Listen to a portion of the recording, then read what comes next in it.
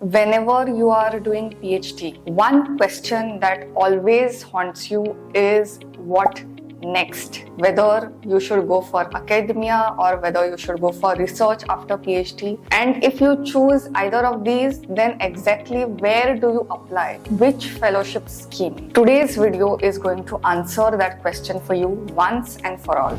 In today's video, I'm going to discuss about a postdoctoral fellowship which is called as CSIR Nehru Postdoctoral Research Fellowship. It's given in the field of science, engineering, agriculture and medicine. So every year 100 fellowships are released in these subjects. There is no deadline for this. The call is open throughout the year. You may finish PhD any time of the year as long as you have submitted. You can definitely apply for this. The duration is 2 years and it can be extended by up to 1 year.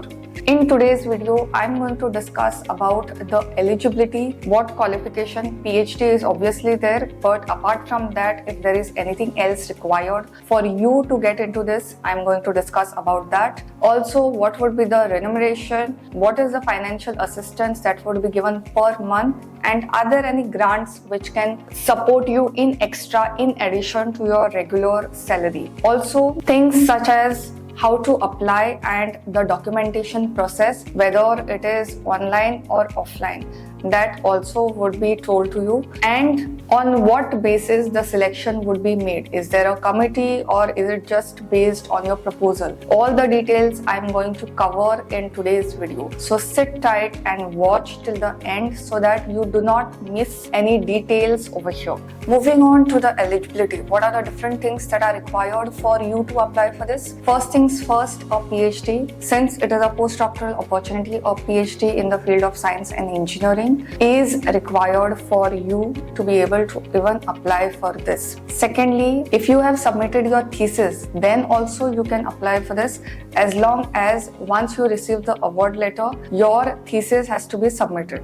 Okay, so if this criteria is met, then you can definitely apply for this. Research publications in high impact factor SCI journals are required. Now, what should be the impact factor exactly? That is not mentioned. They have just mentioned that impact factor should be high. The main target for this is Indian population. However, overseas citizens of India as well as persons of Indian origins are also eligible to apply. Apart from this, if you are a foreign national, then 20% of the quota is dedicated to foreign nationals who want to avail of this fellowship and need to work over here. You need to have your PhD degree that I've already mentioned. However, you need to be making sure that PhD degree you have received within 3 years of this application. If you have received PhD, say suppose 5 years back, then it is not eligible. So at the time of applying, before 3 years, within that range, you need to be having your PhD.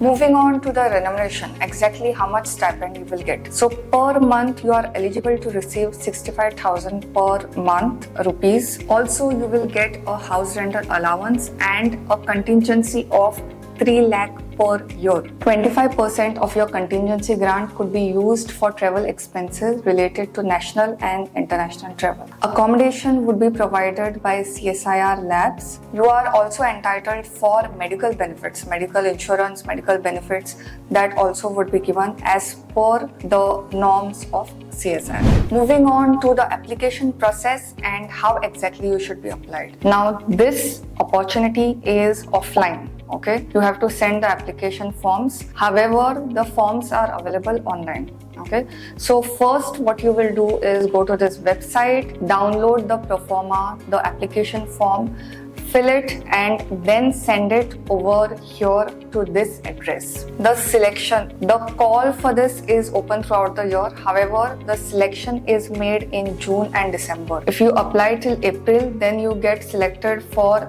the June session. If you apply till October, then you will get selected for an interview for the December session. This is how the system works. As far as the selection process is concerned, your proposal would be evaluated, followed by discussion and interview by the panel. If you get selected, then within 4 months of your selection, you will have to join. Before you apply, make sure that you go through Annexure 1, 2, as well as terms and conditions for the schemes, proforma, as well as pro forma for joining of selected candidates. Okay, go through all these 4 documents before you even start applying for this.